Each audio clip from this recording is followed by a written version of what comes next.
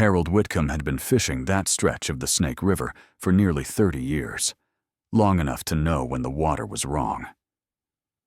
On the morning of October 29th, 1968, it wasn't the cold that unsettled him, or the low fog dragging itself across the riverbend like a damp sheet. It was the silence. The kind of silence that doesn't belong to a place where men usually talk over coffee thermoses and bait buckets before sunrise. As Harold eased his truck off the dirt access road, he noticed the first thing that didn't make sense. A wooden skiff was drifting sideways near the far bank, its motor tilted up, its bow bumping gently against the reeds. No one was inside it.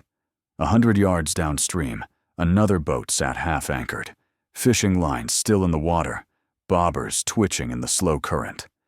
Harold shut off his engine and listened. No voices, no laughter, no arguments about tackle or weather, just water moving and wind through dead grass. He walked closer to the shoreline, boots crunching on frost. The smell reached him before the sight did. It was coppery and sharp, out of place against the clean river air. When he finally saw the bodies, his legs locked. 11 men lay along the bend, some slumped against rocks, others face down in the mud, arranged with a care that felt deliberate. They weren't scattered the way accidents leave people. They were placed. Every one of them had been shot. Close range, precise, quiet. Harold didn't count them at first. He didn't need to. He recognized faces instead. Lester Holbrook, still wearing his old wool cap. Vernon Ives, his jacket zipped halfway, as if he'd been interrupted mid-motion. Calvin Rowe, near the waterline, his hands empty, his fishing pole snapped clean in two beside him. These weren't strangers. These were men he'd known his whole life. Men who met here, at this exact bend, year after year, as predictably as the seasons. By the time the first deputy arrived, Harold was sitting on the tailgate of his truck, shaking so hard he couldn't light a cigarette. Word traveled fast in small towns, and by mid-morning the dirt road was choked with patrol cars, state vehicles, and a handful of locals pulled back behind a hastily stretched line of tape. Sheriff Eldon Pryce stepped out of his cruiser slowly, his face already drawn tight. He was 63 years old, weeks away from retirement, and had seen more death than most men in the county. But he knew immediately this was different. Pryce didn't speak much as he walked the scene. He didn't have to. His deputies could read it in his posture. There were no signs of a struggle, no overturned coolers, no missing wallets. Watches were still on wrists, wedding rings untouched. Whoever did this hadn't come for money, and they hadn't panicked. Pryce crouched near one of the bodies, careful where he placed his boots, and studied the wound. One shot. Clean. Controlled. He straightened and looked down the line of dead men stretching along the riverbend. 11 shots. 11 kills. No wasted motion. As the hours passed, the reality settled in. This wasn't a robbery gone wrong. It wasn't an argument that escalated. It wasn't an outsider passing through. These men had come here willingly, expecting an ordinary day. Someone had joined them, or waited for them, and executed them with intention. Pryce ordered the area sealed. No one in or out. He requested state investigators and called for forensic support, knowing full well that resources were thin and answers would come slowly, if at all. By afternoon, the names were confirmed. 11 local fishermen, most in their 40s and 50s, all from within 20 miles of the riverbend. Many had known each other since childhood. Some had worked together. Some were related by marriage.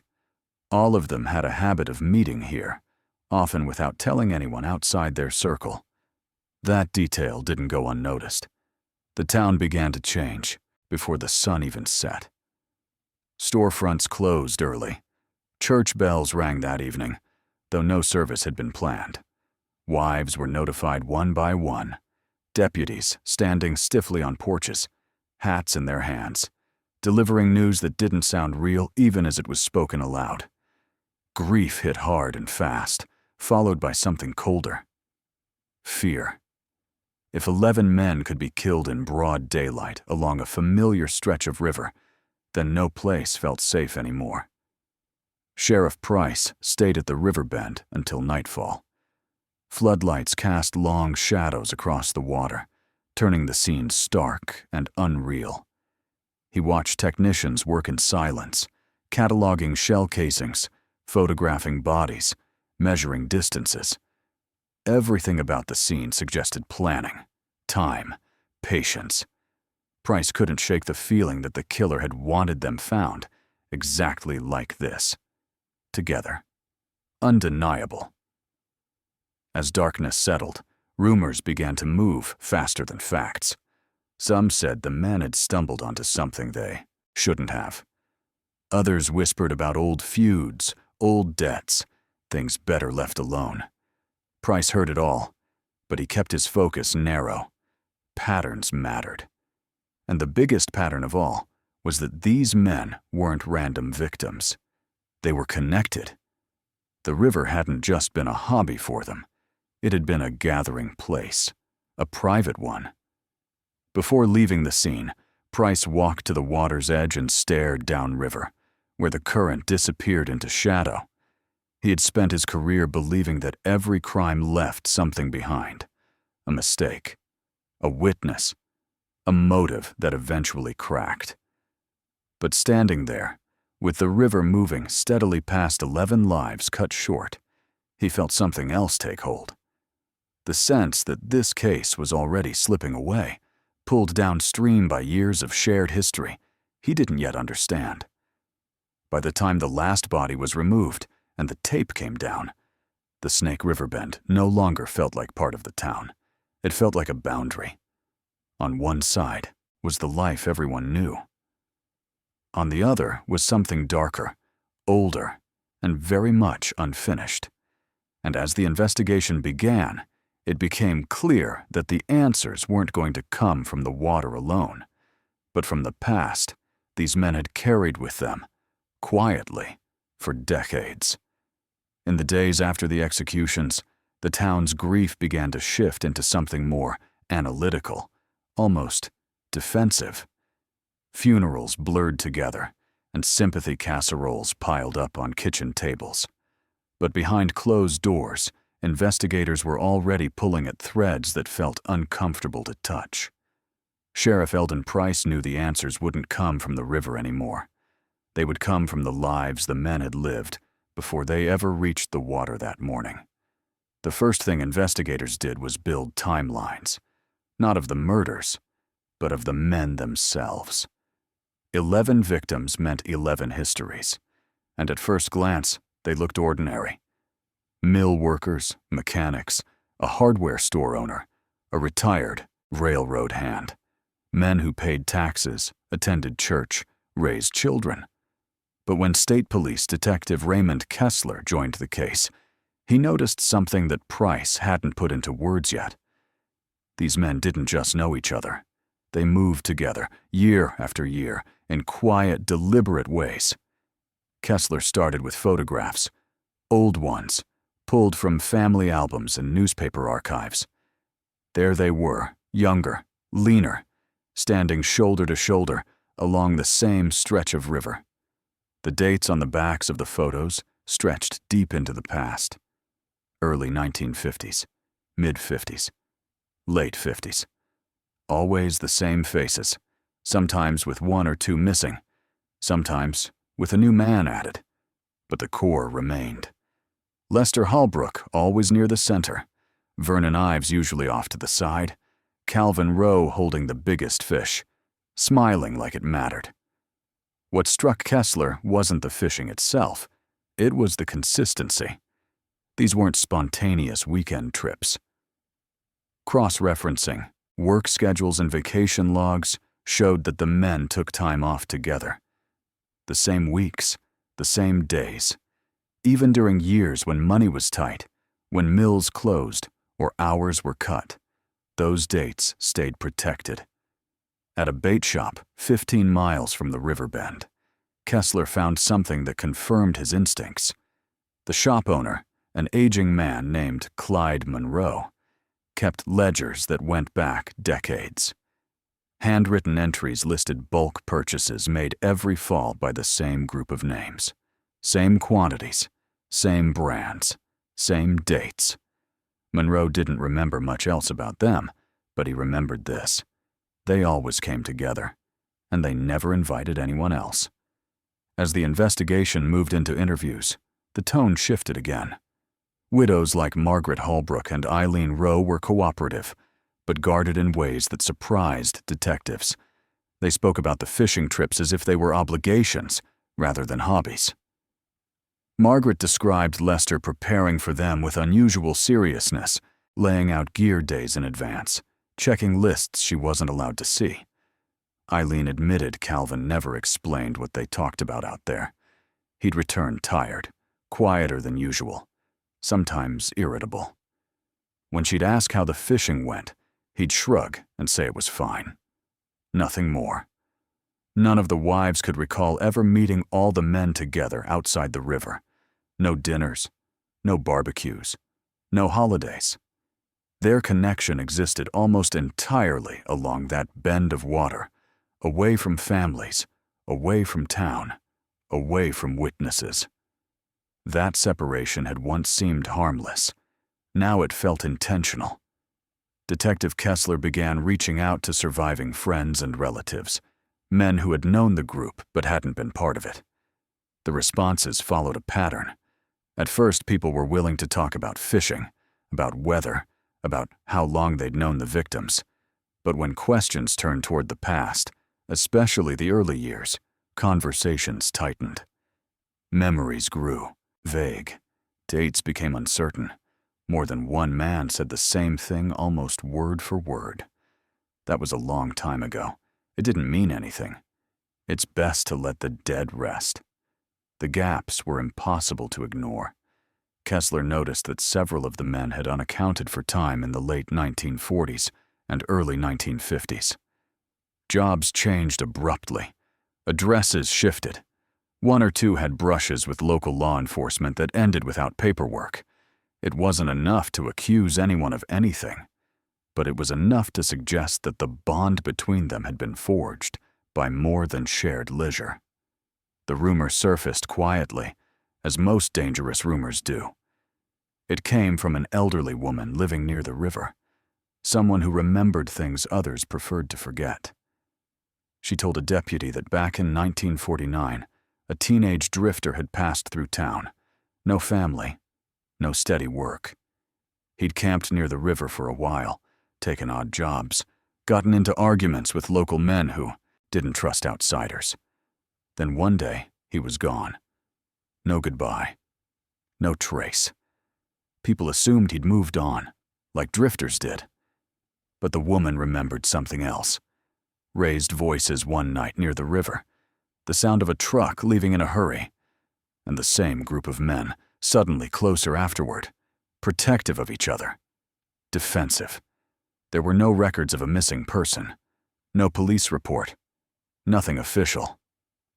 In 1949, not every disappearance was documented, especially if no one came looking. When Kessler searched state archives, he found nothing. No death certificates, no accident reports, just absence.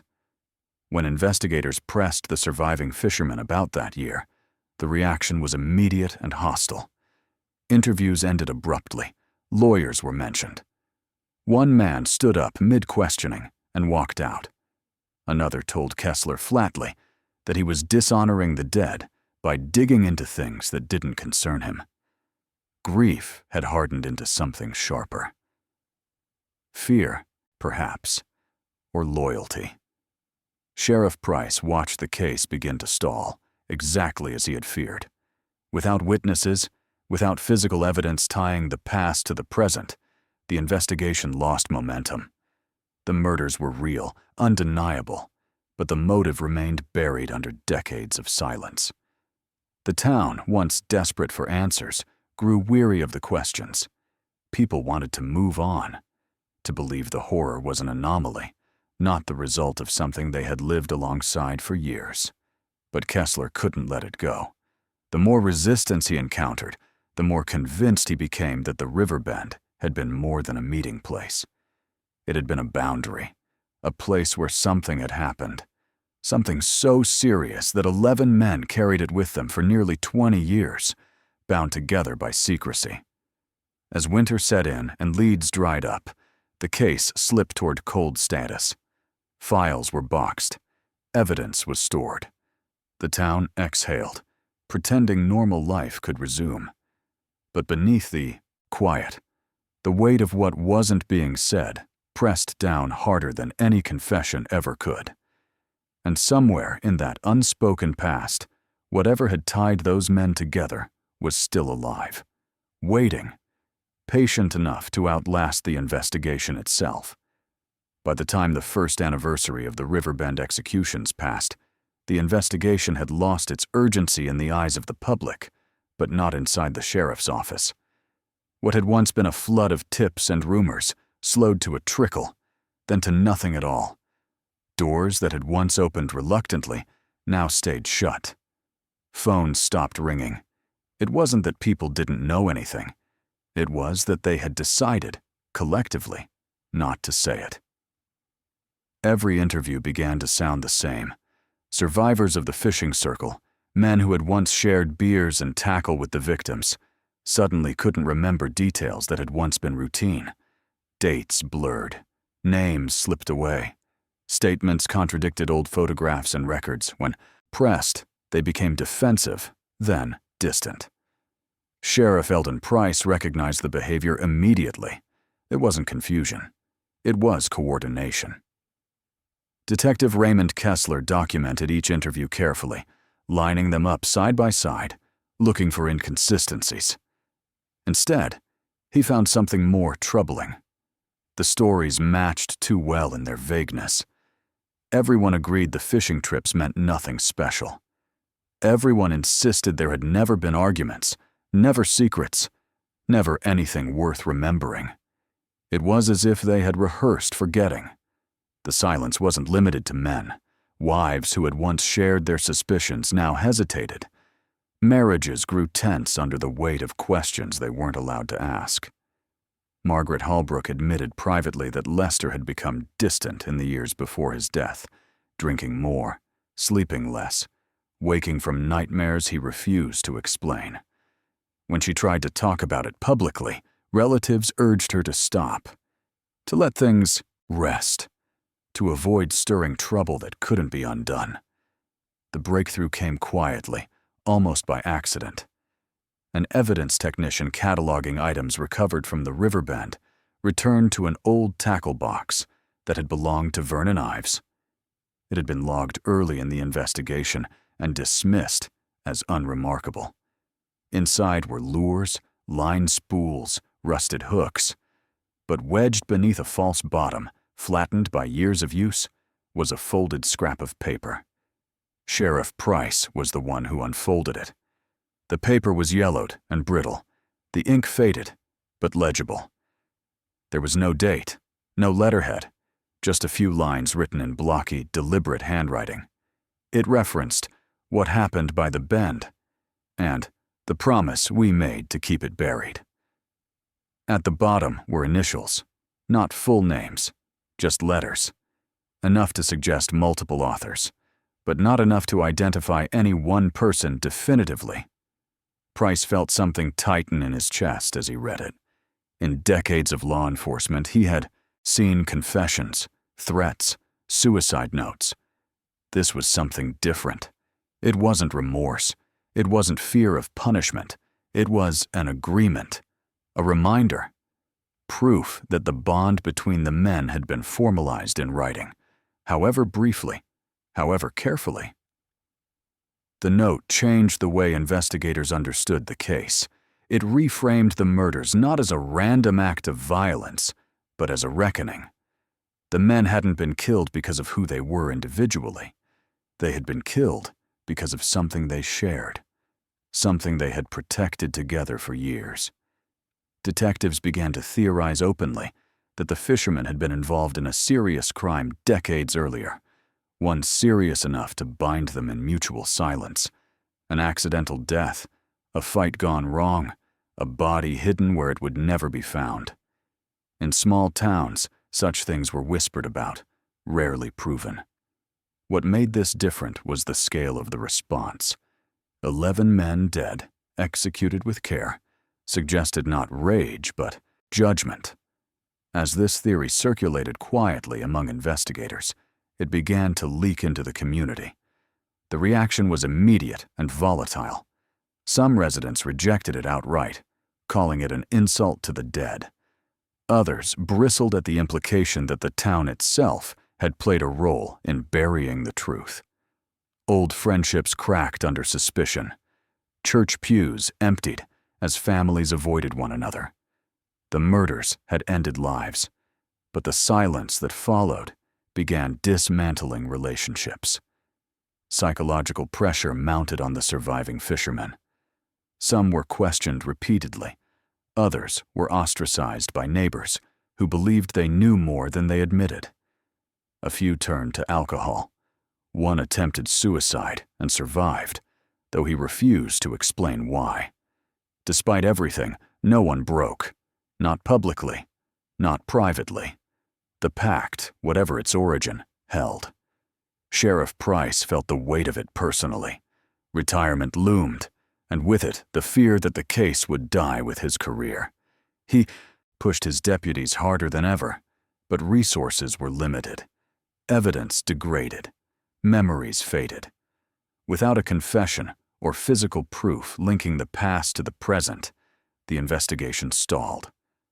By 1972, the case was officially labeled inactive. Files were boxed and shelved. The Riverbend executions joined the list of unsolved crimes that lingered in the margins of law enforcement reports, referenced occasionally, never resolved. Pryce retired quietly that year, carrying the note with him in his thoughts, convinced it was the key to everything, and frustrated that it unlocked nothing on its own.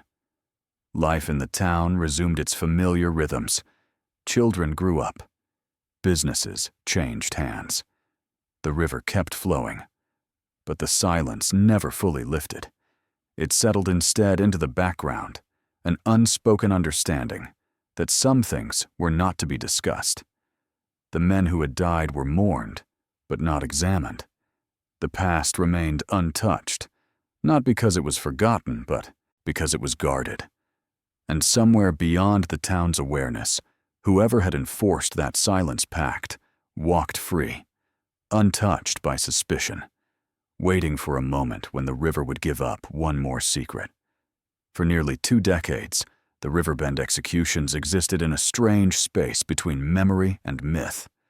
In the 1970s, the case was spoken about in lowered voices, usually by people who had lived through it. By the early 1980s, it had become something younger residents heard fragments of, stories without context, details softened by time. 11 men killed along the Snake River. No arrests, no answers, just silence. The river kept moving, and the town learned how to live around what it refused to confront. Inside the sheriff's office, the files gathered dust.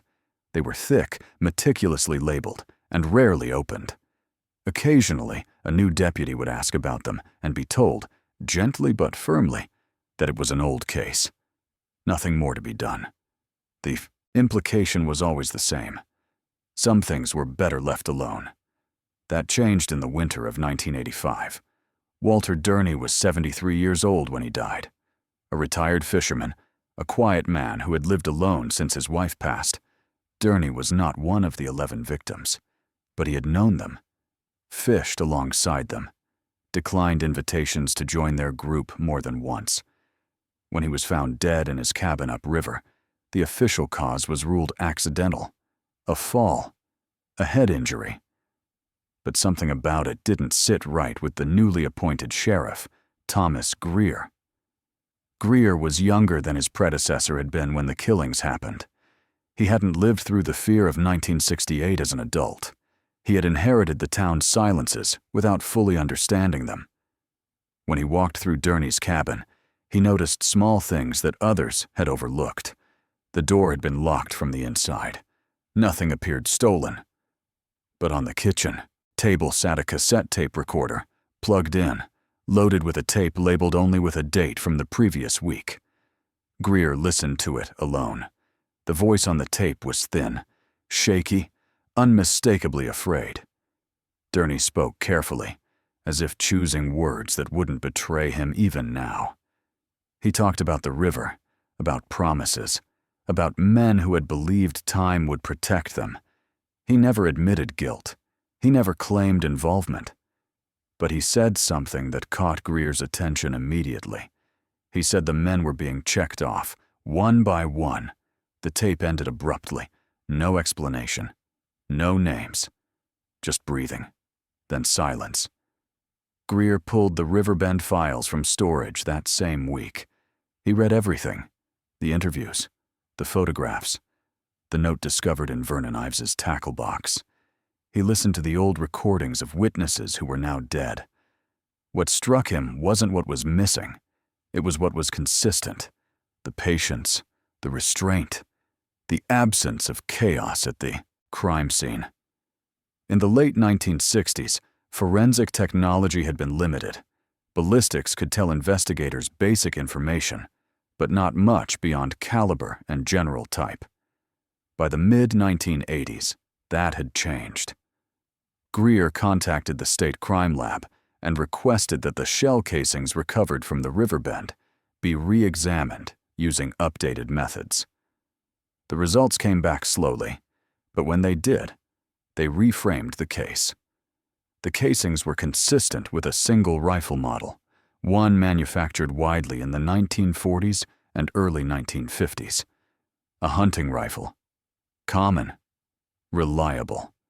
The kind of gun a local man might own for decades. The kind that wouldn't draw attention if carried in the back of a truck. More importantly, the markings suggested they had all been fired from the same weapon. Greer sat with that information for a long time. 11 men, 11 shots, one rifle. It ruled out a chaotic confrontation. It ruled out multiple shooters. It pointed toward a single person who had taken their time, planned carefully, and executed each kill with precision. Someone who didn't rush. Someone who wasn't afraid of being interrupted. Greer returned to the theory his predecessors had never been able to prove. This hadn't been revenge in the emotional sense. Revenge was loud, messy, uncontrolled. This was something else. This was enforcement. Someone had decided that the silence pact was no longer holding. Or worse, that it was about to break. The killings hadn't been about anger. They had been about order, about closing a circle before it could unravel. The tape left by Walter Durney took on new meaning. Durney hadn't sounded guilty. He had sounded scared, afraid not of exposure, but of inevitability, as if he believed the killings were part of something larger, something set in motion long before 1968, and still moving forward. Greer began quietly tracking down surviving fishermen connected to the original group. Many were dead. Others had moved away. A few were still local, older now, more fragile. When questioned, they reacted the same way their counterparts had years earlier: evasion, denial, sudden lapses in memory. But Greer noticed something new. Fear had replaced defiance. One man admitted, off the record, that he had stopped going near the river years earlier. Not because of the murders themselves, but because he felt watched. Another confessed to having burned old photographs and journals after 1968, though he refused to say why. These weren't men protecting a secret out of loyalty anymore. They were men who believed that speaking would put them next. Greer re-examined the timeline of the executions and noticed something others hadn't emphasized. All 11 men had attended that final fishing trip. None had missed it. None had arrived late or left early. Whoever carried out the killings had known they would all be there. That knowledge didn't come from observation alone. It came from understanding the pact, from being close enough to know when it weakened.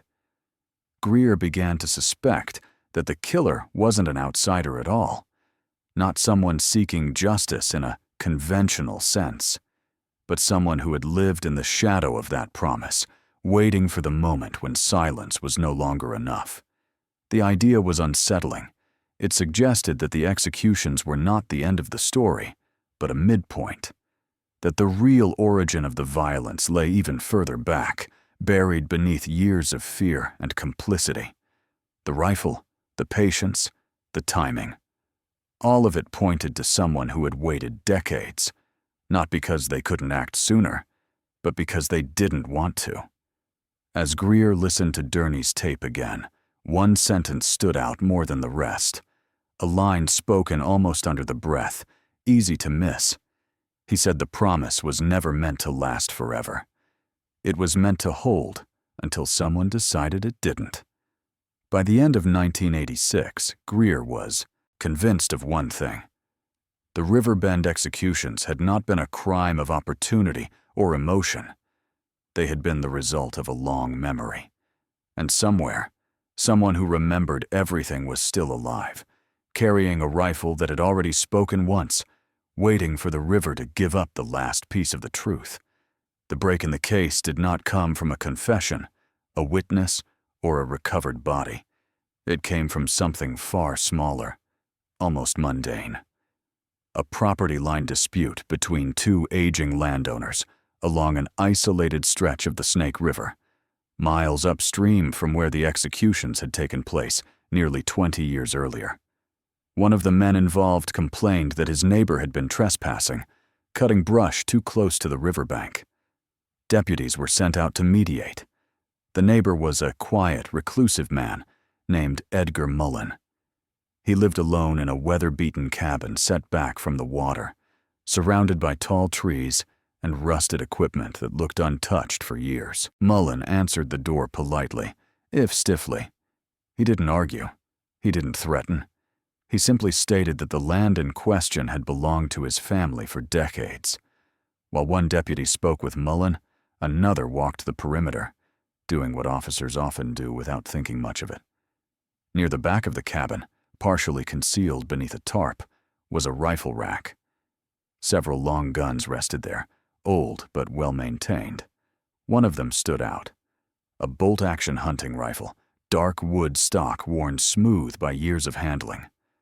When Sheriff Thomas Greer later reviewed the incident report, that detail stayed with him. It shouldn't have. Plenty of rural men owned rifles like that. But something about the description nagged at him. Greer requested a follow-up visit, framed as a routine check tied to the ongoing land dispute. Mullen didn't resist when deputies asked about the firearms. He allowed them inside. He answered questions without hesitation. When the rifle was test-fired and compared against the riverbend shell casings, the result left no room for doubt. The markings matched. Edgar Mullen was taken into custody quietly. No standoff, no spectacle. Just a man in his late 40s, hands steady, eyes distant, riding in the back of a patrol car toward a reckoning that had been waiting most of his life. During the first hours of questioning, Mullen said very little.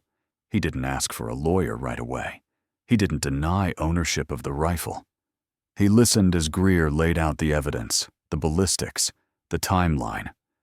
When Greer finally asked him why, Mullen looked down at the table and stayed silent for a long time. What he said next reframed everything. Samuel Mullen had been 17 years old in 1949, Edgar's older brother. Restless, opinionated, too loud for a town that preferred people to mind their own business. Samuel had worked odd jobs along the river that summer and spent time with local fishermen, drinking with them, fishing with them, arguing with them. Edgar was younger then, still in school, watching his brother drift toward adulthood without direction, but with a strong sense of right and wrong. One night, Samuel came home angry. He told Edgar he had seen something he couldn't ignore, a fight by the river, a drifter passing through town, drunk, mouthing off. The fishermen had lost their patience. It escalated. Samuel said the man had been knocked down, hit his head on a rock, stopped moving. Panic followed. Then a decision. The body went into the river. Samuel said he was going to the sheriff. He said it out loud, without hesitation. He never made it. The next morning, Samuel was gone. His bed untouched. No note. No goodbye. At first, people said he'd run off, that he was restless, that he'd wanted to leave anyway. Edgar didn't believe it. Neither did his parents. But they had no proof, no body, no report. In 1949, a missing teenage boy with no money and no car didn't generate much paperwork. Edgar waited. Days turned into weeks, weeks into months. No sign of Samuel. The fishermen who had argued with him that night closed ranks. They said they hadn't seen him, that he'd talked about leaving town, that he'd probably hopped a freight train. Edgar remembered their faces, the way they wouldn't meet his eyes. Over time, grief hardened into something else. Edgar joined the military, served in Vietnam, came home quieter, more withdrawn. But he never forgot. He fished the river alone, learned its bends, its habits. He watched the men who had been there that night grow older, settle into families, gather at the same spot year after year. He watched them build lives on top of what they had done. He never confronted them, not directly. He listened instead, overheard conversations at bait shops, bars, hardware stores.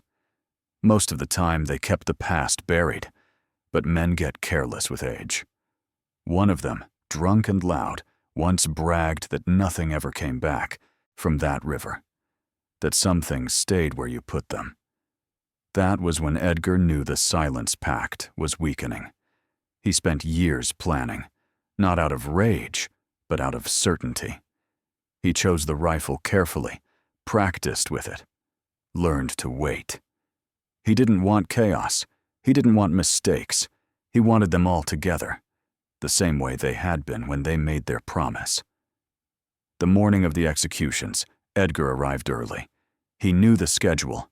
He knew they'd all be there. He moved with purpose, not urgency. One by one, he shot them. Close range. No words, no speeches. He placed their bodies where they could be seen, not hidden, not scattered. Together. He wanted the river to remember, and he wanted the town to be forced to remember too. When Edgar finished speaking, the room was silent. Greer felt the weight of it settle in his chest. It didn't sound like a confession fueled by emotion. It sounded like a statement of fact. Edgar wasn't asking for understanding. He wasn't seeking forgiveness. He was explaining something he believed had been inevitable. The investigation moved quickly after that. Records were re-examined, witness statements re-evaluated, everything aligned. The note from the tackle box, the tape left by Walter Durney, the fear, not guilt, that had lingered for years. It all pointed back to that night in 1949, and to a pact that had been designed to protect men who believed time would erase their crime.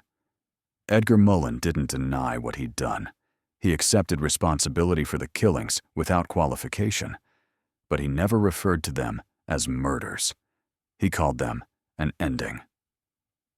As the case prepared to move toward trial, one truth became unavoidable.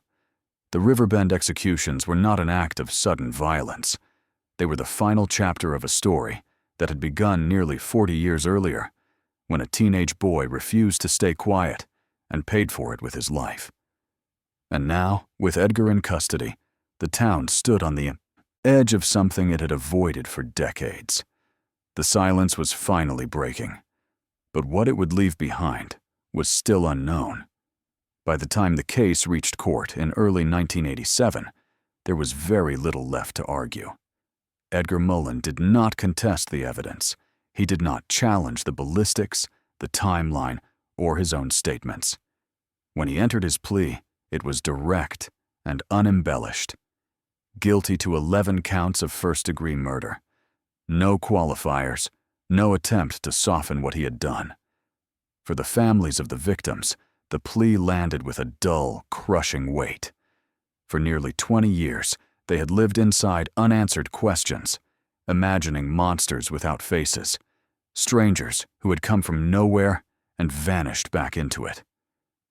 Now the face had a name, a history, a motive that complicated everything they thought they knew about the men they had lost.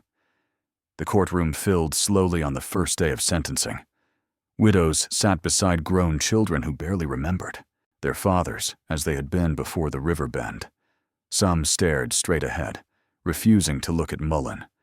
Others watched him intently, as if searching for something that might make sense of the past. He did not look back. He sat still, hands folded, his expression flat, almost resigned. As prosecutors laid out the full narrative, the silence pact finally moved from theory to documented fact. Investigators presented recovered records, corroborated statements, and, most critically, physical evidence that had eluded them for decades. Months earlier, acting on information Edgar had provided after his arrest, search teams had combed a stretch of the Snake River far downstream from the original crime scene. There, buried beneath silt and debris, they found human remains. Time and water had taken their toll, but forensic analysis confirmed what the town had long suspected and feared. The remains belonged to a young male, estimated to be in his late teens. Trauma consistent with blunt force injury was evident. The estimated time of death aligned with the summer of 1949. Dental records were non-existent, but circumstantial evidence, combined with Edgar's testimony and supporting witness accounts, left little doubt. Samuel Mullen had never left town. He had never run away. He had been killed, and his death had been hidden with intention. The confirmation did not bring closure. It brought collapse. Families of the executed fishermen were forced to reconcile two incompatible truths. The men they had loved were victims of a brutal crime, and they had also been participants in something unforgivable. There was no version of the story that allowed for innocence without qualification. Grief became tangled with shame, love with betrayal. Some families rejected the findings outright, insisting the past had been distorted to justify Edgar Mullen's actions. Others withdrew from public view entirely, unable to face the weight of what had been revealed. A few spoke openly, acknowledging that the men had lived for decades under the protection of a lie, and that lie had finally come due. Edgar Mullen listened to the proceedings without visible reaction. When he was given the opportunity to speak, he did not offer apology in the way the court expected. He spoke briefly, carefully about his brother, about waiting, about believing that the truth mattered, even if it arrived too late to save anyone. He did not ask for leniency. He did not frame himself as a hero. He simply stated that the promise made by the river had already cost too many lives, and he had decided it would end with him. The judge's sentence reflected the complexity of the case, but not its moral ambiguity. 11 life sentences to be served consecutively. Edgar Mullen would never walk free again. The law did not weigh motivations against outcomes. It dealt in actions, and the actions were undeniable. Outside the courthouse, the town struggled to understand what justice meant in this context. There was no victory, no sense that balance had been restored. The silence pact had been exposed, but at a cost that felt unbearable. The riverbend had claimed 11 men in 1968, and a teenage boy in 1949, and a community sense of certainty in 1987. Sheriff Thomas Greer closed the case files himself. This time, they were marked solved. But the word felt inadequate. Solved suggested answers that satisfied. This case offered none. It offered only clarity, and clarity was heavier than mystery. In the months that followed, the Snake River Bend returned to its familiar stillness. Fishermen came back cautiously, some unaware of the history, others drawn by a need to confront it. There were no memorials erected, no plaques. The town did not know how to honor men whose legacy had become so fractured. Silence returned, but it was different now. It was no longer protective. It was reflective. Those who had lived through the original events carried the knowledge quietly. They understood, perhaps better than anyone, how easily silence could become a weapon, how a shared decision to look away could outlive the people who made it, and how time, far from erasing guilt, could sharpen it. The riverbend executions were never about sudden violence or uncontrollable anger. They were about memory, about what happens when truth is buried instead of faced. Edgar Mullen had waited decades not because he forgot, but because he remembered too well. And when the pact began to fracture, he acted not out of rage, but out of a belief that promises made in blood eventually demand repayment. In the end, the river did speak, not all at once, and not without taking more than it ever should have. It spoke through remains pulled from its depths, through a rifle that carried the past forward, and through a town forced to reckon with the consequences of its own long silence. The water kept moving, as it always had. But for those who knew the story, every quiet morning along that bend carried a reminder. Silence can hold a community together for a time, but eventually it asks for something in return.